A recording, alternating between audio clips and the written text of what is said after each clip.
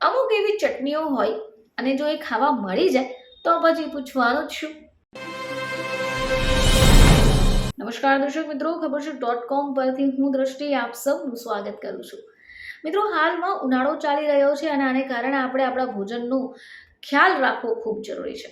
આપણે જે કંઈ ખાઈએ છીએ એની સીધી અસર આપણા સ્વાસ્થ્ય પર પડે છે, પરંતુ અમુક વાર આપણે જે ભોજન કરીએ છીએ એમાં આપણી રુચિ નથી રહેતી, પરંતુ અમુક વસ્તુઓ જો એડ થઈ જાય તો આપણને ખાવાની પણ મજા પડી જાય. અમુક એવી ચટણીઓ હોય અને જો એ ખાવા મળી જાય તો પછી પૂછવાનું જ શું. તો શિયાળો હોય કે ઉનાળો, જો ચટણી ખાવા મળે તો સ્વાદ બમણો થઈ જાય.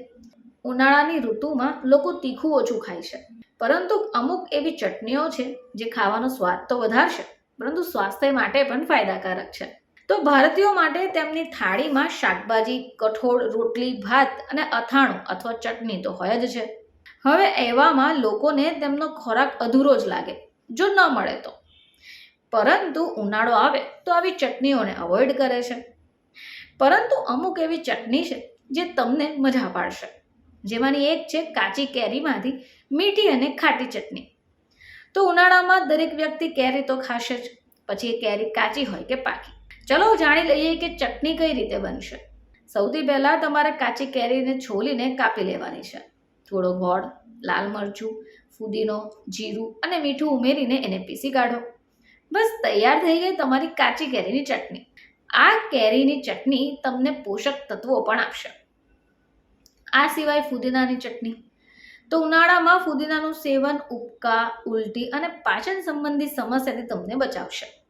આના માટે પણ તમારે કંઈ વધારે ખાસ કરવાની જરૂર નથી. ફુદીનાના પાનને અલગ કરી ધોઈ કાઢી એમાં સંચળ, સામાન્ય મીઠું, લીલા મરચાં, જીરું નાખીને મિક્સરમાં પીસી કાઢો. જો તમે એને ખાટી બનાવવા ઈચ્છતા હો તો કાચી કેરી અથવા આંબલીનું પાણી પણ એડ કરી શકો. ચલો વાત કરીએ આંબલીની ચટણી વિશે. તો ઉનાળામાં આંબલી ખાવી પણ ફાયદાકારક છે, કારણ કે એની પ્રકૃતિ ઠંડી મનાય છે. હવે હીટ સ્ટ્રોકથી તમને બચાવશે. આના માટે તમારે કંઈ વધારે નથી કરવાનું. સૌથી પહેલાં આંબલીને પાણીમાં પલાળી દો. હવે એમાંથી પલ્પને અલગ કાઢો, ચાળણીથી ગાળી લો. સ્વાદ અનુસાર ગોળ, કાળું મીઠું, જીરું, લાલ મરચું મિક્સ કરી એને પીસી કાઢો. હવે આંબલીના પલ્પમાં આ બધું જ ઉમેરી ઘટ થાય ત્યાં સુધી એને ઉકળવા દો. બાદમાં જીરું અને હિંગનો વઘાર કરી દો. બસ તૈયાર છે તમારી આંબલીની ચટણી.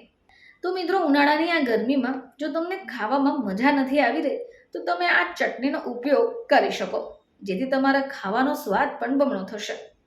ફરીથી તમારી સમક્ષ હાજર થઈશું. ત્યાં સુધી જોતા રહેજો ખબરશું.com.